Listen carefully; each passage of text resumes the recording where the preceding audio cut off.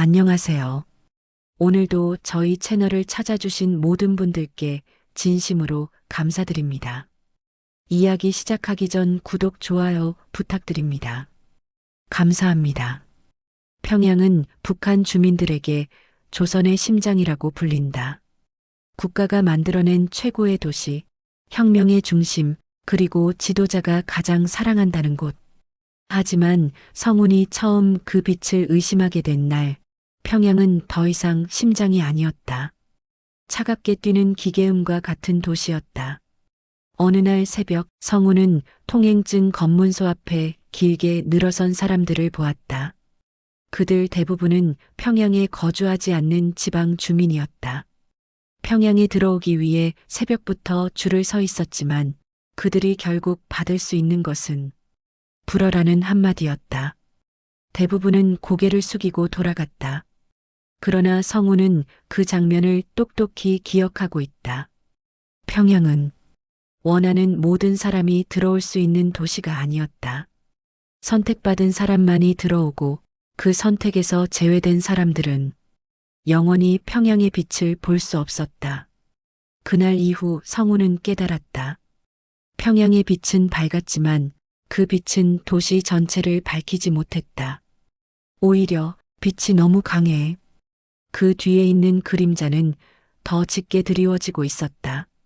성우는 평양에서 태어나 평생을 그곳에서 살아왔다. 겉보기엔 안정적인 삶이었다. 배급표는 항상 우선적으로 찍혔고 남들보다 전기가 조금 더 오래 들어왔으며 도로엔 화려한 조형물과 새 건물들이 늘어섰다. 하지만 그는 누구보다 잘 알고 있었다. 이 도시의 화려함은 선전을 위해 만들어진 무대라는 것을. 평양 중심부의 고층 아파트는 정말로 사는 사람을 위한 건물이 아니라 외부에 보여주기 위한 쇼윈도였다. 간부들의 가족 아니면 절대 들어갈 수 없었고 평양 시민 상당수는 그 건물 안이 어떻게 생겼는지조차 모른다. 성우는 어느 날 같은 평양 시민임에도 극명하게 갈라진 삶을 목격했다.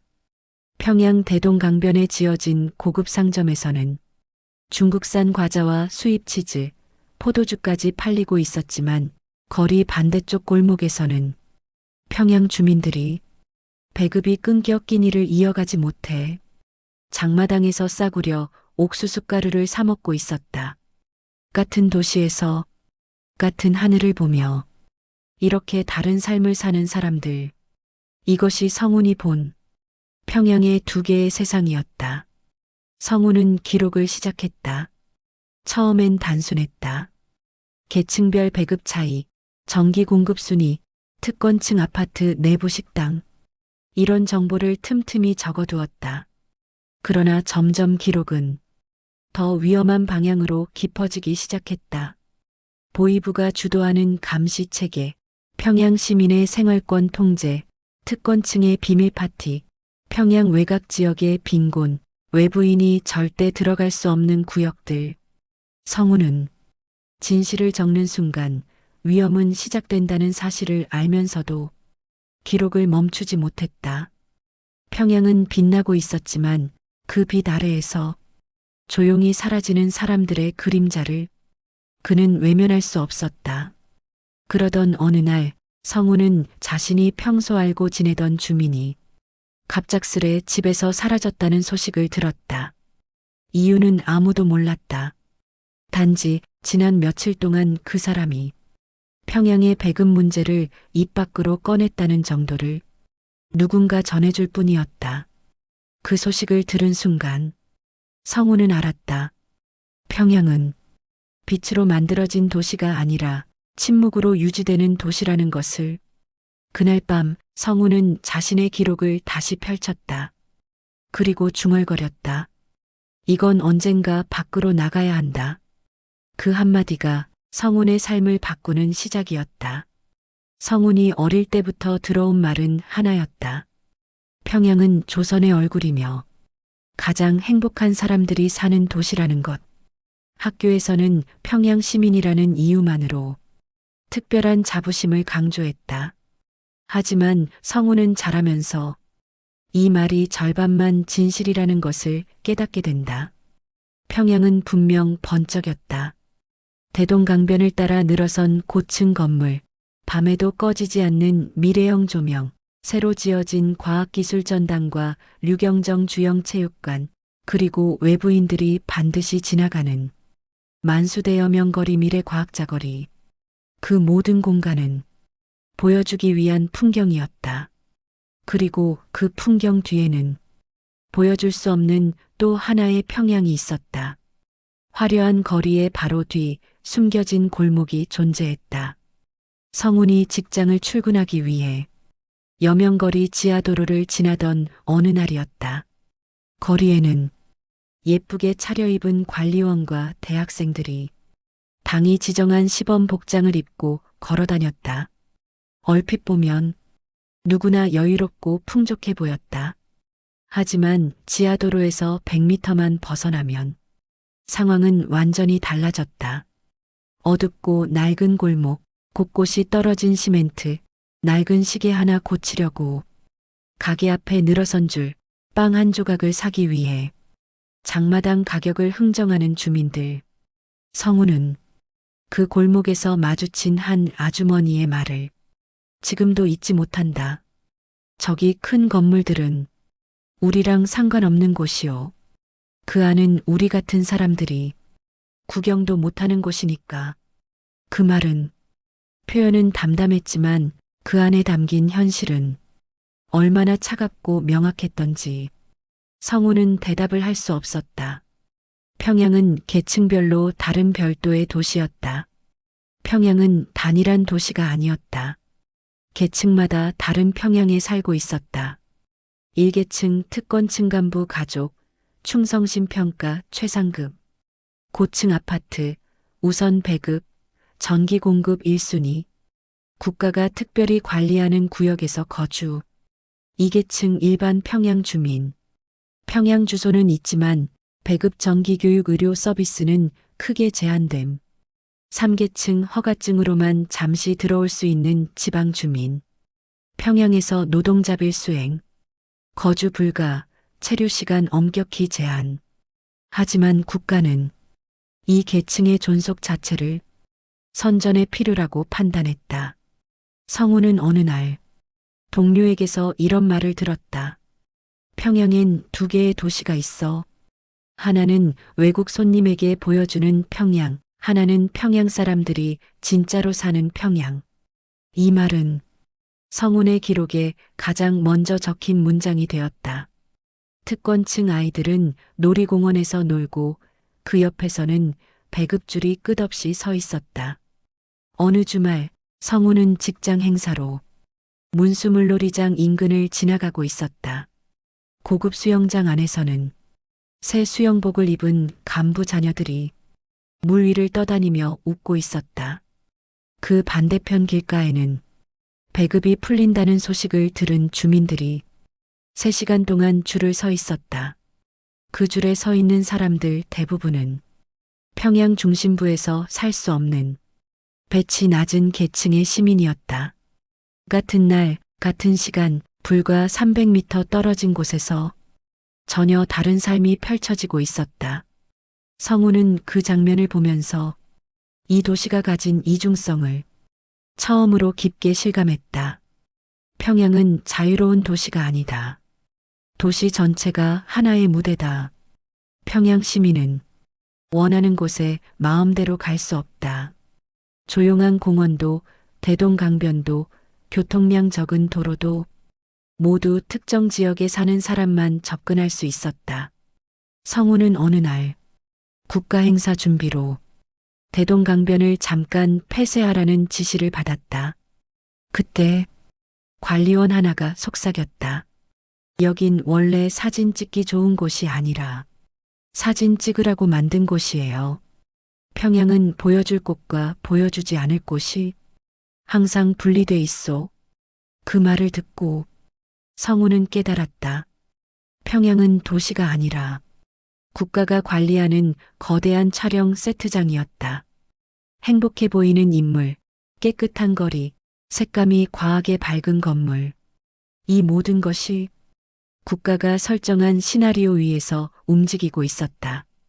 그 무대 위에 서 있는 사람들은 실제로는 행복과 거리가 멀었다. 전기조차 계층에 따라 켜지는 도시, 평양은 밤이 되면 조용히 두 개의 도시로 나뉜다. 고층 아파트가 몰린 중심부는 밤늦게까지 조명이 켜져 있다. 도로엔 조명탑이 밝게 켜지고 대동강의 분수는 색색의 불빛을 내뿜는다. 그러나 성운이 사는 일반 주거 지역은 달랐다. 전기가 들어오는 시간보다 나가는 시간이 더 많았다. 겨울이 되면 난방이 꺼진 채 두꺼운 솜니부를 뒤집어 쓰고 가족들이 서로 체온을 맞대며 겨울을 버텨야 했다. 한편 특권층 아파트는 밤새도록 불이 꺼지지 않는다. 성우는 어느 날 평양 중심부에서 창문 하나하나 밝게 켜진 고층 아파트를 보며 자신도 모르게 중얼거렸다. 저 빛이 우리를 위한 게 아니구나. 그 순간 성우는 문득 평양이라는 도시의 본질을 이해하게 되었다. 이 도시의 빛은 사람들을 밝히는 것이 아니라 사람들을 구분하는 장치였다. 1막은 평양의 이중 구조를 성운이 처음 명확히 깨닫는 과정이다. 2막에서는 성운이 더 깊은 충격을 마주하게 된다. 평양 특권층의 비밀 파티, 숨겨진 공급망, 보이부 감시 체계가 본격적으로 드러난다. 성운이 평양의 이중 구조를 처음 깨달은 건 거리의 분위기 때문이었다. 하지만 이막에서 그는 그보다 훨씬 더 깊은 평양 내부가 숨겨온 진짜 민낯을 마주하게 된다. 그 민낯은 특권층의 생활이라는 이름으로 도시의 그림자를 더욱 짙게 만들고 있었다. 특권층은 따로 먹고 따로 마시고 따로 웃었다. 성운이 직장에서 간부 업무를 도와야 했던 어느 날 그는 처음으로 특별 공급실에 들어가게 된다. 문을 열자 코끝을 찌른 건 낯선 냄새였다. 생고기 냄새, 기름 냄새, 달콤한 과자 냄새, 그리고 가장 낯선 건 포도주 냄새였다. 테이블 위에는 해외산 술, 중국산 과자, 평양 주민이 평생 보지 못할 과일들, 심지어 외국 상표가 적힌 스테이크 고기까지 있었다. 간부들은 그 음식을 대수롭지 않은 듯 먹고 마셨다. 그때 한 간부가 말했다. 평양은 우리 같은 혁명가들의 희생에 대한 보답이지. 이 정도는 당연하오. 그 말은 성운의 귓가에서 계속 울렸다. 그들이 웃고 있는 동안 성운이 사는 지역에서는 전기가 끊겨 어둠 속에서 끼니를 고민하는 가족들이 있었다. 특권층은 평양의 빛을 가지고 있었다. 나머지 사람들은 평양의 그림자 속에서 살아가고 있었다. 비밀 파티는 평양에서도 있었다. 많은 이들이 북한에서는 사적 모임, 특히 사치스러운 파티 같은 건 불가능하다고 생각한다. 그러나 성운이 본 건 그 반대였다. 간부들은 평양 외곽에 위치한 폐쇄형 게스트하우스에서 비밀 파티를 열었다. 입구에는 보이부 요원이 서 있었다. 들어올 수 있는 사람은 딱 정해져 있었다. 손님들은 고급 술을 마시며 노래를 부르고 당 간부들끼리 서로의 지위를 확인하듯 웃었다. 성우는 서류 업무를 위해 그 자리에 있었지만 그곳의 분위기가 늘 불편했다. 밖에서는 거리의 사람들이 전기 부족으로 밤길을 조심조심 걸어가고 있었고 안에서는 간부들이 제3국 영상이 담긴 TV를 보며 웃고 있었다. 그 장면은 성운이 평양에서 직접 보고도 믿기지 않았던 순간 중 하나였다. 평양의 빛이 선전용 조명이라는 사실을 직접 확인한 날, 성운이 충격을 크게 받은 사건은 불빛 조정 현장을 본 날이었다. 국가 행사가 있는 날이면 평양 중심부의 건물들이 유독 밝게 빛나는 이유가 있었다. 행사 전날 밤, 성우는 우연히 조명 관리자들의 회의를 보게 됐다. 여명거리 조명 20% 추가, 대동강 분수 조명색, 오늘은 연두흰색으로 바꿉니다. 전기 부족 지역 전력은 여기로 돌리시오. 즉, 특정 행사나 외국 손님이 방문하는 날엔 다른 지역의 전기를 끊고 그 전력을 보여줘야 하는 곳으로 몰아주고 있었다. 성우는 그날 밤 평양의 빛은 누군가의 희생을 기반으로 만들어진 것임을 알게 되었다. 보이부의 감시는 그림자를 더 위험하게 만들었다. 평양의 이중 구조는 감시가 없다면 유지될 수 없었다. 보이부는 특권층의 비밀을 보호하고 평양의 빛을 유지하기 위해 그림자에 사는 사람들을 조용히 통제했다. 성우는 어느 날 지하철에서 한 청년이 조심스럽게 외국 라디오 이야기를 꺼내는 것을 들었다. 그 청년의 친구는 얼굴이 굳어지며 말했다. 그런 말 함부로 하지 마라. 보이부 귀는 가까이에 있다. 그리고 3일 뒤 그 청년은 지하철역에서 보이지 않았다. 누군가는 말했다. 아마 조사실에 끌려갔을 거요. 그 말은 설명 이상의 의미를 갖고 있었다. 평양은 빛을 유지하기 위해 너무 많은 침묵을 요구했다. 감시가 만든 침묵, 침묵이 지켜낸 빛, 그리고 그 빛 뒤에 숨겨진 더 커지는 그림자. 성우는 점점 더 그 현실의 압박을 느끼기 시작했다. 성우는 이 모든 걸 그냥 넘길 수 없었다. 특권층의 소비, 비밀 파티, 전력 통제, 보이부 감시, 이 모든 것은 성운의 기록을 더욱 두꺼워지게 만들었다. 그의 기록은 평양이라는 도시의 이면을 담은 조용한 폭로문이 되어가고 있었다. 그리고 성운은 알았다. 이 기록이 언젠가 이 도시의 빛과 그림자를 분리해 놓을 수 있을지도 모른다는 것을. 그러나 동시에 그 기록이 자신을 위험에 빠뜨릴 것이라는 것도 그는 알고 있었다. 이막은 성운이 평양에 숨겨진 얼굴을 정확히 마주하는 순간이다. 산막에서는 이 기록이 어떻게 감시망에 걸리는지, 그리고 성운이 어떤 선택을 하게 되는지가 본격적으로 드러난다. 성운의 기록은 처음엔 그저 자기만의 비밀이었다. 누구에게도 보이지 않게 노트도 아닌 작은 약봉지 종이에 날짜와 사건을 적어두는 방식이었다. 하지만 그는 몰랐다. 그 기록이 점점 더 많아지고 점점 더 예리해질수록 그가 살던 평양이라는 도시와 위험이 동시에 가까워지고 있음을. 평양은 정보에 민감한 도시다. 말 한마디, 표정 하나, 시선 하나까지도 누군가가 지켜보고 있었다. 그리고 어느 날 성운의 기록은 그 감시의 첫 번째 눈길에 닿게 된다. 작은 실수 하나가 평양에서는 죄가 된다. 성운이 위기를 느낀 첫 장면은 직장 업무 중 일어난 사소한 순간이었다.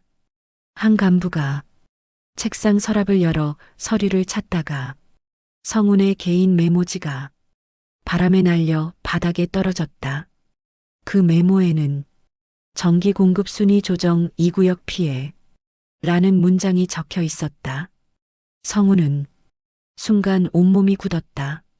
간부는 메모를 짚더니 잠시 읽고 이렇게 중얼거렸다. 요즘 너무 예민하게 적는 것 아닌가? 그 말 자체는 위협적이지 않았다. 그러나 평양에서는 어떤 말이 무섭고 어떤 말이 위험한지 사람들은 직감적으로 알았다. 성우는 메모를 재빨리 가져오며 억지 웃음을 지었다. 아, 그냥 저만 보는 정리 용도입니다. 그날 이후 그는 자신의 메모지 보관 방식부터 동선을 모두 바꿨다.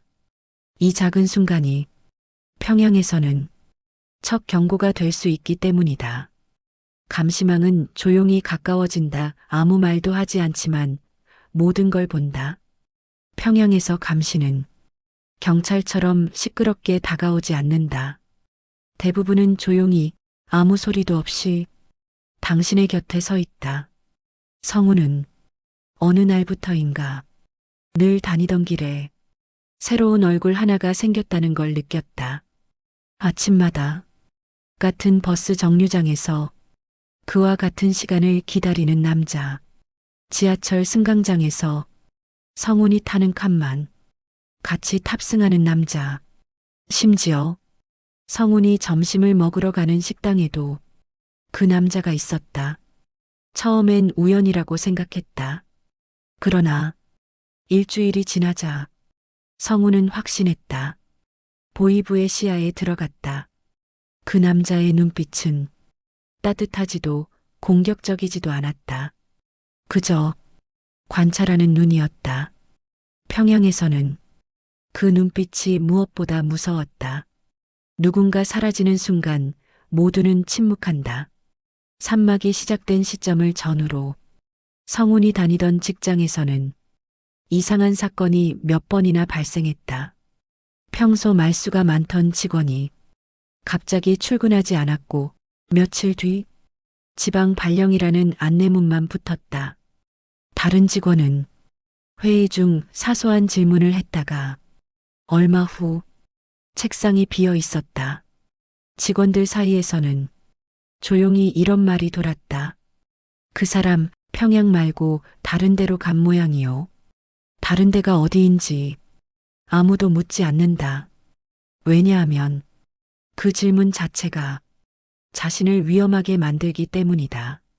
사라지는 사람의 이야기는 평양에서 금지된 주제였다.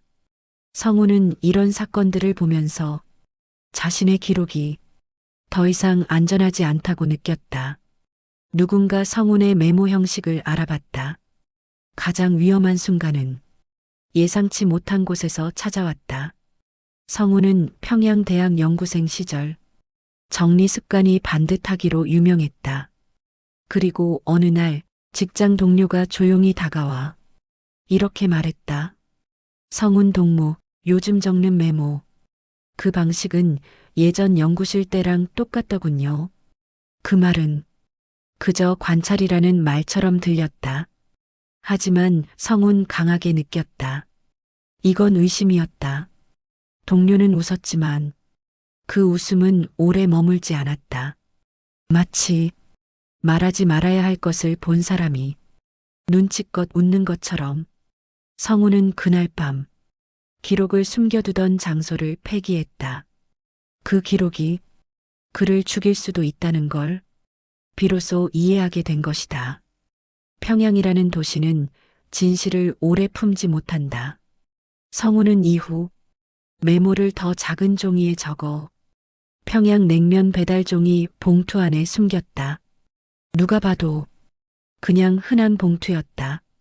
하지만 성운 자신은 알았다. 이 도시에서는 작은 종이 한 장도 사람의 삶을 바꿔놓을 수 있다고. 그리고 불길한 징조는 점점 커졌다. 보이부가 성운의 사무실을 2번이나 방문해 정기 점검을 한다고 했고 그 방문 이후 책상 서랍이 미묘하게 뒤틀린 것을 성운은 알아챘다. 사람들은 말한다. 평양의 감시는 들리지도 보이지도 않지만 늘 곁에 있다. 성운은 그 감시가 점점 가까워지고 있음을 고스란히 느끼고 있었다. 성운은 선택해야 했다. 말없이 살 것인가, 기록을 남길 것인가.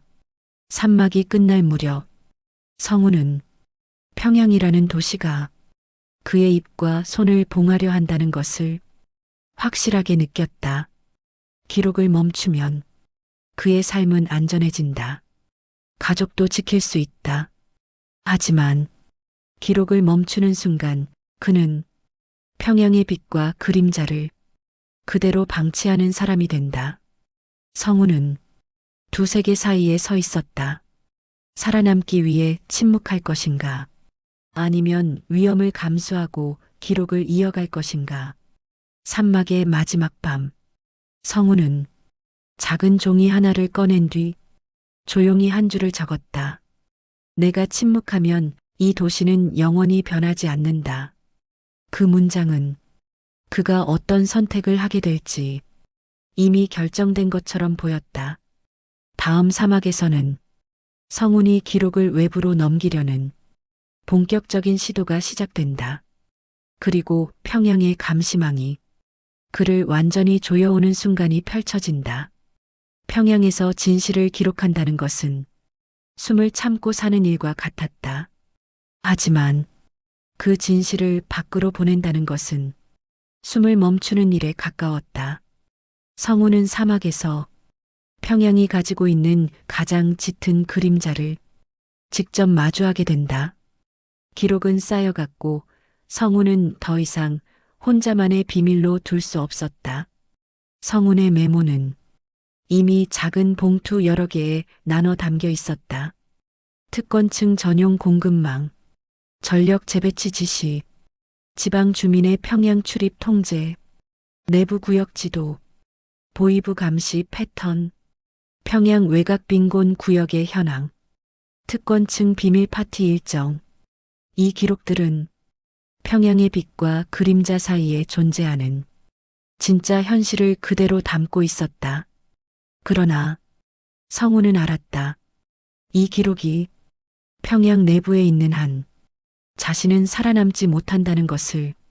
어느 날 그는 결심했다. 이 기록은 밖으로 나가야 한다.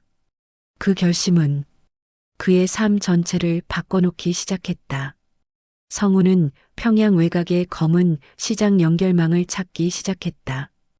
평양에서 바깥 세계와 이어지는 연결은 합법적인 길이 아니다. 합법적인 길은 철통같이 감시되고 있었다. 그래서 성운이 선택한 건 비공식 통로, 즉 장마당 상인들과 국경 밀수꾼의 연결망이었다. 문제는 이 연결망을 찾으려는 행동 자체가 이미 보이부 감시 대상이 된다는 것이다. 성우는 평양 시내에서 의심을 피하기 위해 평소보다 더 오래 걸어 다녔다. 거리에서 파는 옥수수 떡을 사 먹으며 상인들의 대화를 엿들었고 평양역 주변을 지나칠 때는 일부러 오래 머물렀다. 그곳이 지방 주민, 노점상, 운송 노동자 등 가장 다양한 사람들이 섞여 있는 곳이기 때문이다. 하지만 그는 조심해야 했다. 보이부는 평양에서 지방 네트워크를 찾으려는 사람을 가장 위험한 사람으로 본다. 성우는 누가 보이부이고 누가 그냥 장사꾼인지 거리를 걷는 동안 끊임없이 계산해야 했다. 위험한 첫 접촉 그 말을 하려면 이 근방은 아니요. 어느 흐린 오후 성우는 평양역 근처에서 지방 사투리를 쓰는 한 노인을 발견했다. 그 노인은 말투도 행동도 평양 주민과 달랐다. 성우는 조심스럽게 다가가 혹시 장마당 물건들 평양 말고 다른 데서 가져오시는 건가요? 라고 중얼거리듯 물었다. 그 말을 들은 노인은 손에 들고 있던 담배를 천천히 끄더니 불쑥 말했다. 동무, 그런 말 하려면 이 근방은 아니요. 그 말은 위협이 아니라 경고였다. 성우는 다시 한번 깨달았다. 이 도시는 말 한마디가 사람을 사라지게 만든다는 것을. 하지만 그 경고는 동시에 그 노인이 어디론가 연결될 수 있는 사람이라는 암시이기도 했다. 성우는 한 걸음 뒤로 물러서며 말했다. 죄송합니다. 제가 찾는 건 조금 다른 정보라서요. 노인은 성운의 얼굴을 잠시 바라보다가 다시 대답했다. 내일 새벽 대동강변 3번 다리 아래로 오시오. 그때 말하오. 성우는 숨이 멎는 줄 알았다. 대동강 3번 다리 아래 평양의 어둠 속에서 이어진 대화. 다음 날 새벽 성우는 평양시 보이부 순찰이 뜸한 시간에 대동강변으로 향했다. 새벽 안개가 강 위로 드리워져 도시 전체가 희미하게 흐려져 있었다. 3번 다리 밑에서 어제 만난 노인이 기다리고 있었다. 그는 성운에게 물었다. 동무, 무엇을 보내려는 거요? 성운은 숨을 크게 들이마셨다. 평양의 진실입니다. 노인은 미동도 하지 않았다. 대신 조용히 강가를 바라보며 말했다. 위험한 길이요. 그걸 아는가? 압니다. 그걸 밖으로 보내면 동무는 살기 어렵소. 알고 있습니다. 잠시 후 노인은 성운의 눈을 바라보았다. 그리고 딱 한마디를 했다.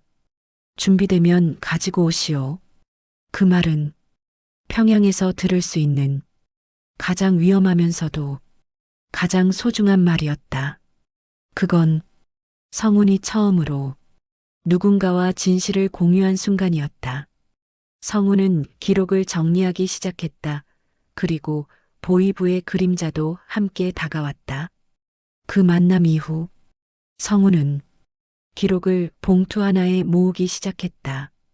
손이 떨리면서도 종이를 접고 또 접으며 최대한 작은 크기로 만들었다.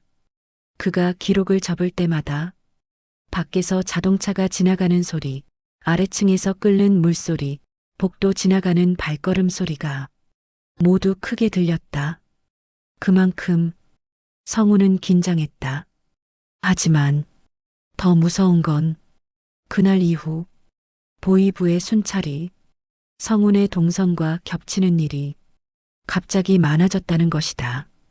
지하철 개찰구 앞에서 보이부 요원이 갑자기 신분증 검사를 하고 있었고 퇴근길에는 일부러 성운의 짐을 뜯어보는 듯한 시선이 느껴졌다. 성운은 감시망이 자신을 향하고 있다는 사실을 피부로 느낄 수 있었다.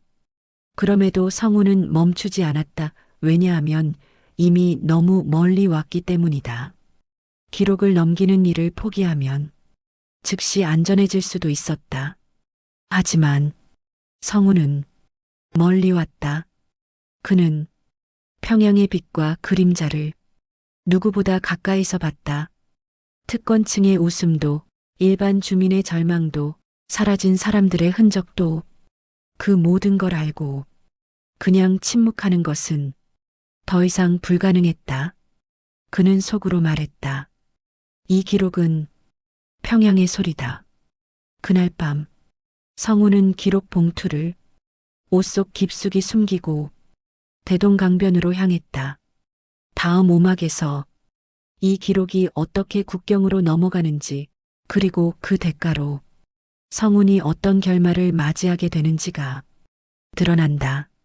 성운이 기록 봉투를 들고 대동강변으로 나선 날은 평소보다 유난히 조용했다. 평양의 새벽은 늘 침묵 속에서 시작되지만 그날의 침묵은 어딘가 불길한 기운을 품고 있었다. 대동강 표면은 완전히 고요했고 흐릿한 안개 사이로 건너편 아파트들의 불빛이 가느다랗게 흔들리고 있었다. 성우는 강을 건너오는 그 불빛이 오히려 자신을 감시하는 눈처럼 느껴졌다. 그는 옷 속에 감춘 작은 봉투를 3번이나 확인했다. 그리고 생각했다. 이걸 넘기면 난 다시는 예전의 내가 아니다. 기록 전달의 순간 평양은 숨을 죽였다. 대동강 3번 다리 아래 어제 만난 노인이 어둠 속에서 기다리고 있었다. 성운이 가까이 다가가자 노인은 말없이 손을 뻗었다. 성운은 봉투를 꺼내며 손끝이 떨리는 것을 억지로 감췄다. 아저씨 조심해 주십시오. 노인은 봉투를 받자마자 재빨리 옷 안으로 숨겼다. 그리고 조용히 말했다. 동무도 조심하게. 오늘부터는 이 기록보다 동무가 더 위험하오.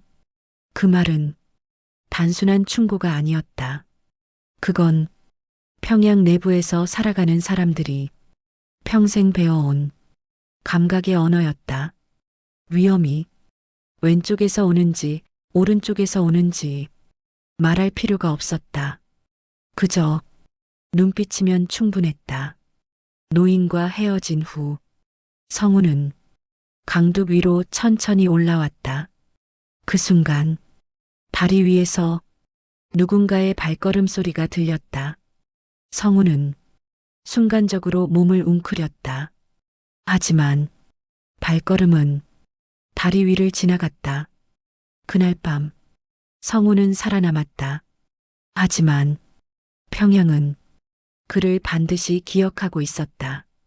기록이 떠났다는 사실은 곧 소문 없이 퍼진다. 평양에서 직접적인 소문은 존재하지 않는다. 하지만 사람들은 말하지 않고도 말하는 방법을 본능적으로 알고 있었다. 기록이 넘어간 지 사흘이 지난 날 직장 분위기는 이상하게 조용했다. 서류 담당 간부 둘이 갑자기 사무실을 나오지 않았고 보이부는 정오 무렵 정기점검이라는 명분으로 서랍과 캐비닛을 뒤지고 있었다. 그들이 뒤지는 범위가 점점 성운 쪽으로 가까워질수록 성운의 손끝은 얼어붙기 시작했다. 또다시 그 남자가 나타났다. 산막에서 성운을 계속 따라다니던 그 침묵의 남자. 그 남자는 성운의 책상 앞에서 잠시 멈춰서더니 거칠게 서랍을 열었다. 정리된 서류 몇 장을 꺼내 빛에 비춰본 그는 아무 말도 하지 않았다. 성우는 숨도 제대로 쉬지 못한 채 그 모습을 지켜봤다. 잠시 후 그 남자가 서랍을 조용히 닫았다. 그리고 무표정한 얼굴로 말했다. 정리 좀 더 깔끔히 하시오. 그 말은 칭찬도 경고도 아니었다. 하지만 성운의 온몸을 휘감는 공포는 말로 설명할 수 없었다. 그건 너를 보고 있다는 선언이었다. 보이부는 직접 움직이지 않는다. 대신 조용히 조여온다. 그날 이후 성운의 출근길은 갑자기 바뀌었다. 지하철역 입구에 평소 보지 못했던 보이부 요원이 서 있었고 성운이 지나가려 할 때마다 그들은 성운의 얼굴을 정확히 확인하려는 듯 눈길을 오래 머물렀다. 어떤 날은 그가 사는 아파트 앞에 모르는 차가 멈춰 있었고 어떤 날은 직장 근처에서 성운과 눈을 마주친 순간 갑자기 사라지는 사람도 있었다. 평양에서 사라지는 사람은 두 부류다. 누군가를 감시하는 사람, 감시받는 사람. 성우는 둘 중 어느 쪽인지 그날부터 확신이 서지 않았다. 가장 먼저 변한 건 가족의 표정이었다. 성우는 기록을 넘긴 이후 평소보다 늦게 집에 들어갔다. 현관을 열자 어머니가 평소와 다르게 문 앞까지 나와 있었다. 어머니는 아무 말 없이 성운의 얼굴을 오래 바라봤다. 그리고 조용히 말했다. 성운아, 요즘 무슨 일 있니? 그 말에 성운은 숨이 턱 막혔다. 평양에서 가족이 이렇게 묻는다는 건 이미 집 주변에 이상한 기류가 생겼다는 뜻이다. 어머니는 아무것도 묻지 않았다. 하지만 이미 알고 있었다. 성우는 그 눈빛을 평생 잊지 못할 것이다. 그 눈빛은 두려움과 걱정 그리고 말하지 못하는 진실로 가득한 침묵의 대화였다. 점점 좁혀오는 그림자 속에서 성우는 마지막 결심을 한다. 오막의 끝으로 갈수록 성우는 하나의 선택을 해야 했다. 평양에 남아 조용히 살아갈 것인가, 아니면 기록의 뒤를 따라 자신도 이 도시를 떠날 것인가. 평양은 그에게 더 이상 안전하지 않았다. 그는 밤새도록 강변을 바라보며 생각을 반복했다. 도시는 아무렇지 않게 빛나고 있었지만 그 빛은 성운을 하는 것이 아니라 그를 찾으려는 조명의 눈처럼 느껴졌다. 새벽 4시 성운은 조용히 집을 나섰다. 그리고 평양 북쪽 외곽으로 향했다. 기록이 넘겨진 그 길처럼 그 역시 그림자 속 길을 선택한 것이다. 다음 육막 엔딩에서 성운의 결말, 기록의 향방, 평양의 빛과 그림자의 마지막 대비가 펼쳐진다. 성운이 평양 북쪽 외곽으로 향한 새벽, 도시는 여전히 고요했다. 대동강의 물결은 흔들리지 않았고 고층 건물들은 아무 일도 없다는 듯 밝은 조명으로 스스로를 비추고 있었다. 그 풍경은 늘 보아온 평양의 모습이었다. 그러나 성우는 알았다. 그날의 평양은 그에게 마지막으로 보이는 풍경일 것이라는 사실을. 평양 외곽으로 이어지는 길은 늘 그렇듯 스산했다. 성우는 사람이 거의 다니지 않는 평양 외곽의 농장지대를 향했다. 그곳은 전기가 거의 들어오지 않아 밤이면 하늘별이 더 잘 보이는 지역이었다. 평양의 빛이 너무 밝아 하늘이 가려지는 중심부와는 전혀 다른 풍경이었다. 성우는 그 하늘을 보며 자기 삶이 두 개의 세계를 건너왔다고 생각했다. 빛의 세계와 그림자의 세계, 그리고 그는 그 두 세계 모두에서 이미 떠나고 있었다. 기록이 국경으로 향하는 동안 성운의 그림자는 점점 흐려졌다. 성운이 넘겨준 기록은 노인의 손을 거쳐 다른 상인을 통해 다시 또 다른 사람의 손으로 넘어갔다. 그 과정은 조용했고 누구도 직접 말하지 않았지만 평양 내부에서만 돌아다니던 정보가 드디어 국경 쪽으로 흘러가기 시작했다. 성우는 그 기록이 어떤 길을 갈지, 어디에 도착할지 절대 알 수 없었다. 하지만 그는 한 가지를 확실히 알고 있었다. 내 기록은 이제 평양이 아니다. 그 사실만으로도 성우는 평생 처음으로 조금의 자유를 느꼈다. 그러나 자유는 늘 대가를 요구했다. 그날 아침 평양은 성운을 찾기 시작했다. 해가 떠오를 무렵 직장에서 전화가 왔다. 성운 동무, 오늘은 갑자기 본부에서 호출이 있소. 바로 출근하게. 그 말의 느낌은 평소와 달랐다. 평양에서 본부 호출이라는 단어는 종종 돌아오지 못하는 길을 의미했다. 성우는 이미 예상하고 있었다. 그는 전화를 끊고 잠시 두 손으로 얼굴을 감쌌다. 압박감, 두려움, 그리고 묘한 쓸쓸함이 그의 몸을 감싸고 있었다. 하지만 후회는 없었다. 평양의 기록을 밖으로 보내기 위해 자신의 삶을 담보로 삼았을 때 이미 이 결말은 예정되어 있었다. 보이부 차량이 도착하기 직전 성우는 마지막으로 뒤를 돌아봤다. 아파트 앞 골목에서 낯선 검은 차량이 천천히 다가왔다. 차량 번호는 지방에서 흔히 보던 형태가 아니었다. 성우는 그것만으로도 누가 왔는지 알 수 있었다. 보이부였다. 그들은 조용히 성운의 건물 앞에서 멈췄다.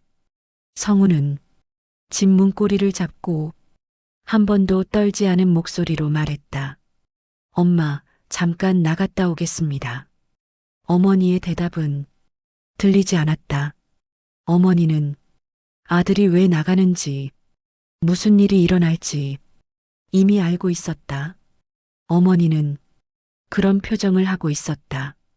말하지 않아도 모든 것을 알고 있는 얼굴. 성우는 집문을 닫기 전 마지막으로 어머니를 바라봤다. 평생 보아온 얼굴이었지만 그날만큼은 그 얼굴이 너무 작아 보였다. 걱정하지 마십시오.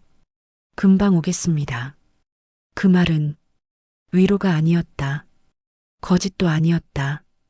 그저 평양에서 살아남기 위해 사람들이 줄곧 해오던 침묵의 작별 인사였다. 성운의 마지막 이동 기록은 지방 전출이었다 하지만 아무도 그의 행방을 몰랐다. 보이부 차량이 성운을 데리고 간 후 직장에는 짤막한 공지가 내려왔다. 성운 동무는 업무 이동에 따라 지방부서로 전출되어 평양 사람들은 그 문장이 진짜 의미가 아니라는 걸 이미 알고 있었다.